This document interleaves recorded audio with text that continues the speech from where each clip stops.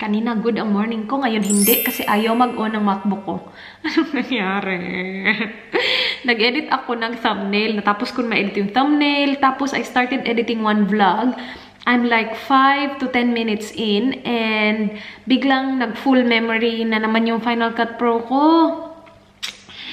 So, nag-delete ako ng ibang clips para may space ulit yung memory. Tapos, minsan kasi hindi siya nag-update agad. So, nirestart ko. And hanggang ngayon, di pa siya umuon mga kaibigan. And connected naman siya sa charger. Like, naka-connect siya sa charger. Tapos, may kuryente naman kami. Naka-on naman yung ilaw ng isda. So, hindi ko alam. Hindi ko talaga alam kung ano nangyari. Ayaw niya mag-on. Hindi ka pwedeng mawala. Hindi ka pwedeng mawala. At least, wag ngayon.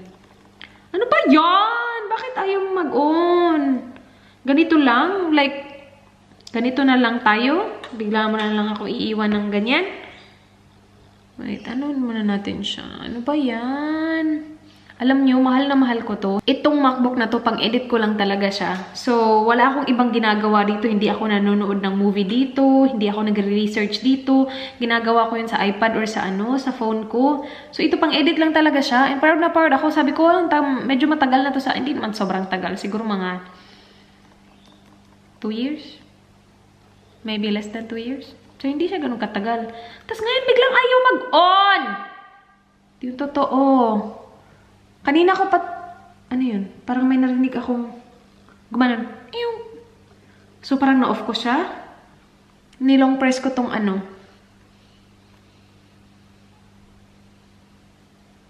Tapos, on na naman. Okay. Ay! Oh my gosh! Nakikita nyo yan? Ano nangyari dun? Yung totoo. Hala, naayos ko siya, Beshi. Wala na akong ginawa. Wait, password. Oh my gosh. Kasi hindi ko talaga maintindihan kung bakit siya masisira. Meron akong antivirus dito. Tapos hindi naman kasi ako nagda-download ng kung ano-ano. So walang virus na papasok. Tapos mabilis pa din siya sa akin. So hindi ko maintindihan. Pero ngayon, nag-on na siya. Thank you, Lord. Thank you so much. Okay. Edit na ulit ako. Wala lang. Gusto ko lang i-vlog yun. Edit lang muna ako, guys. Tapusin ko tong vlog. Tapos talk to you later. I'm back. It's now 12:30 ng hapon. Magluluto ako ng lunch. Ngayon pa lang ako magluluto ng lunch. Sunny sa labas, pero malamig. Magluluto ako ng tinola. Itong, sayote. Ang tagal na nito dito sa bahay. Siguro mga, malapit na ito definitely more than 1 week na to. Binili to sa akin ni Dan nung nagpunta siya ng Asian shop. Binilhan niya ako ng pork belly tapos ito. Hindi ko pa siya naluluto. Kapag ito niluto ko, hindi ko naman kailangan ubusin, diba? Yeah. Kasi merong 2 drumstick. Wait. Ilan na ba to? Ayoko siyang ubusin. Kasi kapag inubos ko siya, sobrang dami. Iiba na nga yung kinakain ni Dan, diba? So, ako, yung rice ko, every lunch lang. Sa gabi, same na kami nung dinner ni Dan. So, magluluto ako ng tinola kasi masarap to with rice. Oh my gosh! Matagal pa naman to maluto. Kailangan ko na tong gawin. Choco, isang choco. Sayote. Choco yung tawag sa sayote nila dito, guys. So, yan. And then, meron akong 3 drumstick at saka 3 wings. Hindi ko uubusin, no? Kasi sayang. 2 wings, 2 drumstick. And I think that would be good for 2 lunches siguro. So, ngayon at saka bukas. Okay, wait. Gumagamit ako ng tinola mix. Alam ko may mga tao dyan na sasabihin, hindi mo kailangan ng tinola mix. Pero, magtitinola mix lang ako, guys, ha? Para hindi ako ma-fail ba. So, saucepan, combined water, tinola mix. Binilhan ako nito ni Dan, chili pepper leaves. Ay, bongga. Iyan ko lang to, ito ko lang to. May oil na tayo dyan. Unahin natin garlic. Sunod ko na agad yung onion. Wow, very sunny today. Lagay ko na yung guys, chicken. Ubusin ko na lang siya. Tapos sabi ko kanina, i-freeze ko na lang yung mga matitira ba. Kasi hindi ko na din alam kung ano iluluto ko sa ibang chicken. So, balian yung lahat. 3 wings, 3 drumstick. Ano ko lang yan, hintay ko lang na medyo maluto. Konti yung chicken, hindi fully luto. Tapos lagyan natin siya ng tubig, tapos yung tinola mix. Ilagyan ko na siya ng 6 cups na tubig, guys. Lagay ko na din yung tinola mix. Tapos iiwan ko yan, maliligo ako. Para pagkatapos ko maligo, malagay na natin yung sayote. And then hintay ng mga ilang minuto hanggang sa lumambot yung sayote. And yun na. Yung ating tinola. Yan na yung ating tinola. Ready na din yung rice. Kain na tayo, guys. 2:00 na ng hapon. And while eating, manood tayo ng GGV. GGV. Ayun na. Bakit ayaw mag-move? Huy! Hala! Ayaw niya talaga, Beshi. Sarap ng sabaw, guys. Promise. Ang galing. Ayaw mag-play ng ng GGV or ayaw mag-work ng search button. So, hindi ko alam anong gagawin ko. Anyway, kain muna ako. Kain tayo. Tapos na ako mag-lunch, mga kaibigan. Nakakaloka. Meron lang akong gustong sabihin. Napanood ko yung video ni Miss. Kasi diba yung GGV hindi nag-work yung search button for some reason. So, nanood ako ng vlog ni Miss. Sa lahat na nagtatanong si Miss, kapatid ko po siya. Meron siyang YouTube channel. I-leave ko yung channel niya sa description box. Napanood ko yung video niya kung saan nag-rant siya ng konti. Kasi may nag-comment sa video niya. Nakakaloka. Nasabi daw sa kanya, mag-asawa ka na lang ng puti para masagana din yung buhay mo gaya ng ate mo. Nakakaloka. So, naparant siya doon. Parang, it didn't really sit well with her. So, pinagtanggol niya ako ng slight. Kasi alam naman, para sa akin, yan yung importante. As long as alam ng pamilya mo, alam ng mga taong who actually matters, like, alam ng mga taong parte talaga ng buhay mo ba, na kung ano yung totoo, okay lang. Kaya hindi ako nagpapa-apekto talaga sa mga comment. And I get it. Like, kasi kapatid ko siya, like, you know, pinagtatanggol niya ako. Kasi I would do the same thing. Like nung comment sa Instagram na about kay Dan, napa-reply ako kasi, like, it's about your family, someone you love, of course, you know? But kung ako, sasabihan ng ganyan, wala talaga akong pakialam. I'm so glad na parang blines ako ni God since nagsimula ako sa YouTube, wala na talaga akong pakialam sa mga sinasabi ng mga tao na hindi naman totoo. Kung totoo naman, at saka kung nagbibigay lang sila ng opinion nila in a nice way, not like in a rude way at all, I'll take it, like, you know? Pero kapag sobrang negative na, just to have something to say na parang hindi naman talaga totoo, dun ka, parang mapapaano ka. So I understand na parang napareply yung kapatid ko. Nireplyan niya daw kasi. And parang sinasabi, hindi ko to sinasabi or sinishare para i-bash yung taong yun. Like, I don't even know her or him. Hindi ko nabasa yung comment. This is like purely based on kung ano yung sinabi ng kapatid ko. Pero alam mo yun, parang ayoko na i-defend ako. Parang, as long as alam mo na hindi naman yun yung totoo, okay lang. Parang pinapalabas daw kasi na, hindi ko sure kasi hindi ko nabasa yung comment, na parang naging masagana yung buhay kasi nakapag-asawa ng puti. Kahit na alam naman ng mga tao, like if you watch my vlogs, you know na I contribute to the family financially. And even if I don't, even if wala akong trabaho, kung yun naman yung gusto ng asawa ko, who cares, right? Like, ano ngayon, 'di ba? Dapat lang siguro tanggalin sa mentality natin na ay nakipag-asawa ng foreigner yan kasi gustong yumaman or something like that. Don't we believe in love? Like, alam mo yun, parang dapat ba kailangan pera lahat? Though I understand, because meron naman talaga mga tao na yun yung ginagawa. That's the sad thing din eh. Kasi I do receive like emails and messages like non-stop. All the time, I receive emails and messages asking me, meron ba kapatid si Dan? Or meron ba siyang pinsan? Or meron ba siyang ano? Kasi ang hirap ng buhay dito sa Pilipinas. Like, people like that do exist. Pero hindi lahat kagaya nila. Alam mo yun? Like, speaking of, Danny boy. Hello, my love. Did you make an appointment? I did, yes. Friday at 4. Cool. Yep.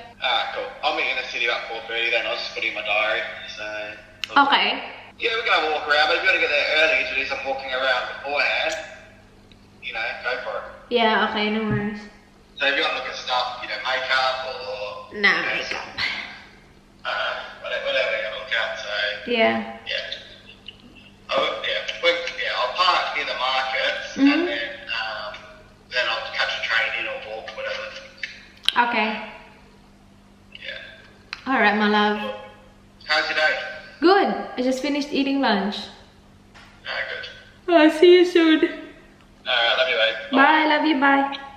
As what my sister said on her video, hindi kami mayaman pero never kami naghirap. And we know how to, like, you know, live our lives na hindi kami dumidepende sa ibang tao. Alam mo yun? I-share ko lang ha, nung bago pa kami nila, nagkita na kami sa Thailand, diba? So sa Thailand kami nagkita, tapos umuwi kami ng Pilipinas, pinakilala ko siya sa pamilya ko, and dun na parang na-feel ko na, my gosh, papunta na talaga to sa seryoso. Lalo na nung nagbayad siya ng visa namin, na hindi pa talaga namin like 100% sure kung magiging okay kami. Kasi, like, you know, nagsama kami sa Thailand at saka sa Pilipinas lang.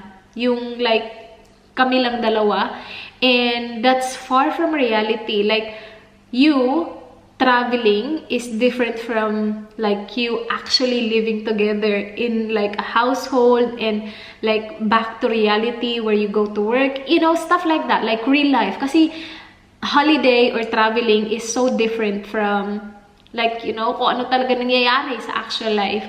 So hindi ko talaga sure, though, like, you know, parang the feelings were there, char. Pero hindi ka sure. Hindi ka talaga sure.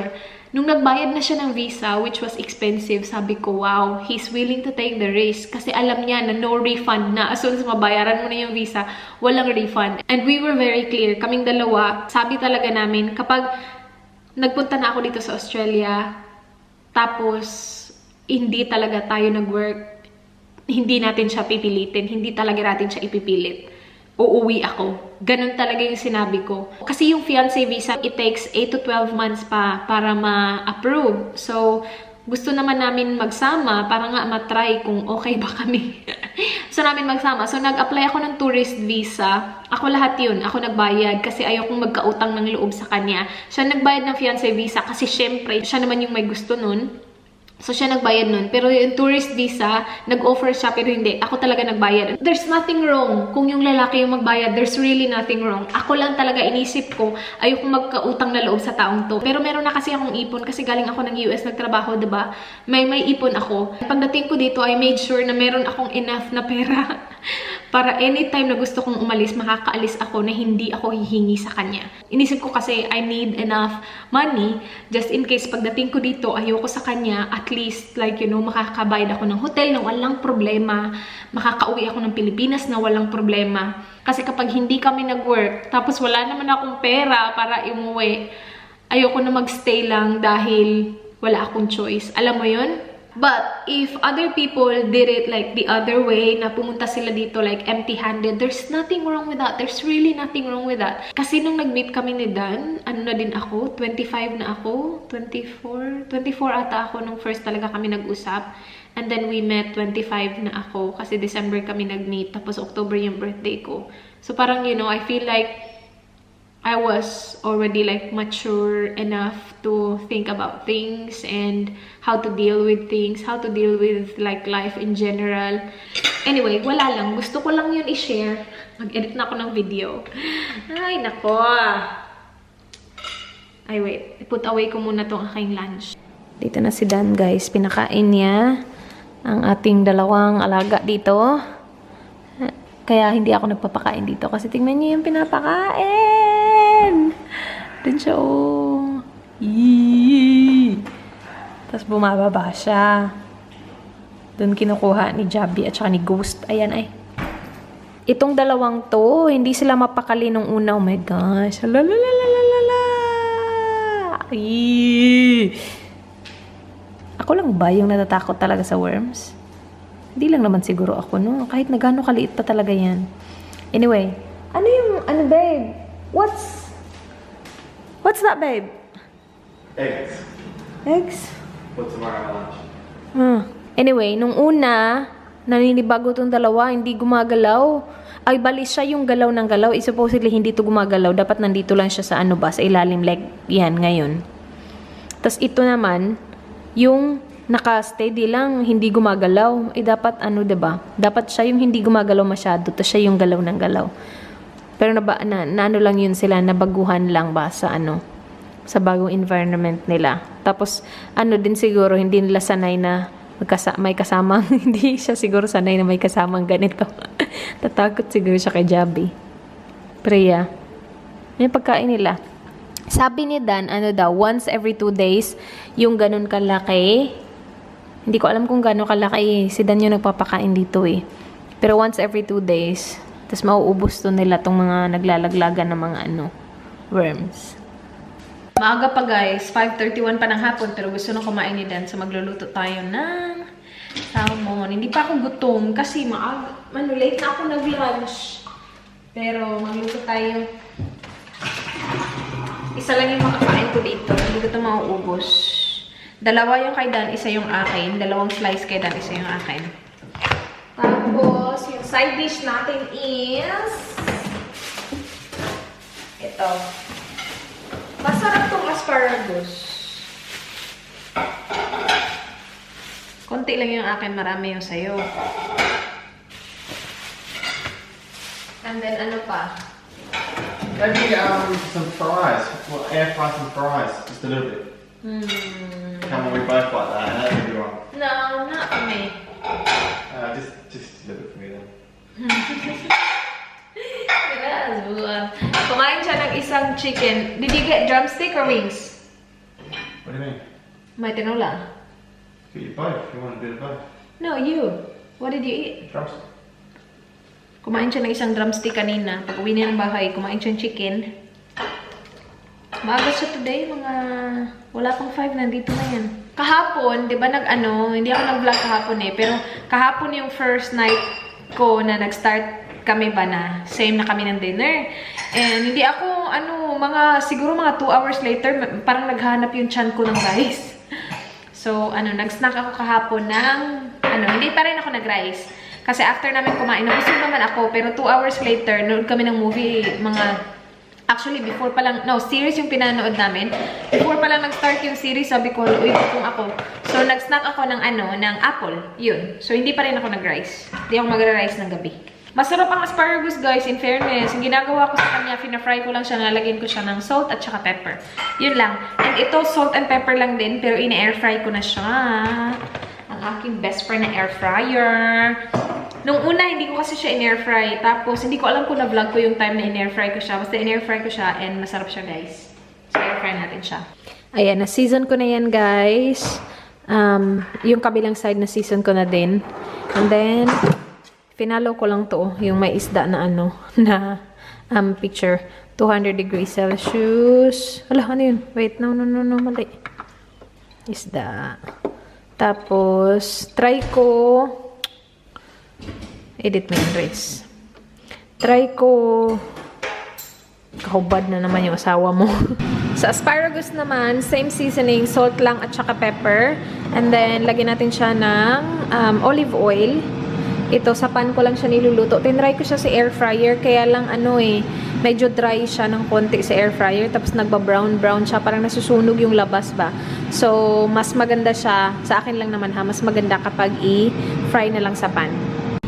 Guys, 13 minutes na. And feeling ko ready na to.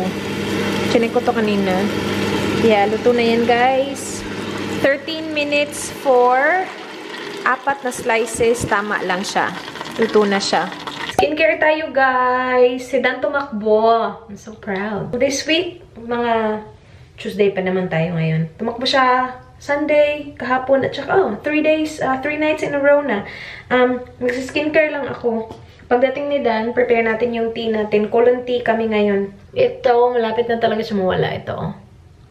Tapos ito, meron kasi siyang bump. Like, di ba pimple to? Tapos, binurst ko siya kasi lagi akong kinukulit ni Dan na i-burst. Ngayon, hindi na talaga ako makikinig sa kanya. Hayaan ko na talaga siya. Kasi kapag hinayaan ko siya, nawawala lang siya, guys. Now na ito na parang pinilit ko siya. binurse ko siya. Yan tuloy, nag-scar tuloy na matagal.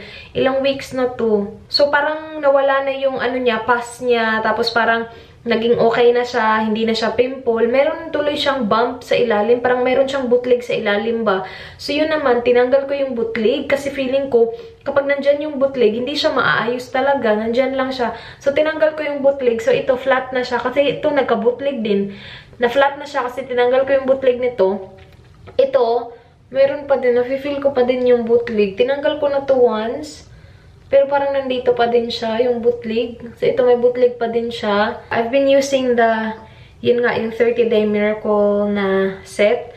Pero pang 4 na araw, pang 4 na night pa ata ngayon. Today is Tuesday, so gagamitin ko sa mukha ko, guys. Yung Dr. Pore Tightening Pink Clay Mask. Ginagamit ko siya Tuesday, Thursday, and Saturday. Si Dan, guys, nandito na, nag-shower lang. And I still have my mask on. I need to let it sit on my face for about like 15 to 20 minutes before ko siya i-wash off. Colon tea tayo tonight. So again, every other night yung colon tea, guys, ha? Ito, Timmy Colon. Itong Timmy Skinny every morning. So every day to every morning. Timmy Colon every other night. So tonight, meron naman silang calendar na ibibigay. So, we are now on our 22nd day, colon tea. And then bukas, so see, bukas skinny tea lang. Again, I have a 25% off if you use my code, guys. Ililive ko sa screen and sa description box. Now, again, huwag kayong iinom ng colon tea kung may lakad kayo kinabukasan. Lalo na kapag nagsa-start pa lang kayo. Now, habang tumatagal, hindi na siya kasing strong. Yung urge mo na mag-poop ba, hindi na siya kasing strong habang tumatagal. Siguro kasi na nababawasan na yung, diba? Yung mga kailangan ibawas sa katawan. Yeah. Pero kapag nagsisimula pa lang kayo, my gosh, kung mayroon kayong lakad kinabukasan talaga, wag niyo itong inumin. So, yung nilalagay ko na honey is, ito lang, 1 teaspoon ng honey. Tingnan nyo, puno pa to. Binigay ito ng client ni Dan sa kanya. Tapos ngayon, malapit na maubos. Kasi ito yung honey na lagi naming ginagamit.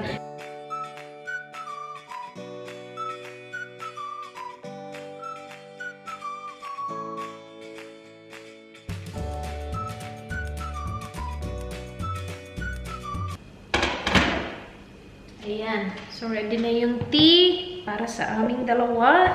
Tapos, yung tea niya din para bukas, niready ko na. Kasi sabi niya, maaga daw siya gigising bukas. Tapos, hindi niya daw ako gigisingin. So, pinalagay na niya sa akin yung tea niya para bukas. Siya na maglagay ng tubig at saka honey. Saka yung baon niya daw bukas, yung salmon lang. Kasi nga, ayaw niya daw akong gisingin. Hindi ko alam kung anong oras siya gigising. Gigising din naman ako.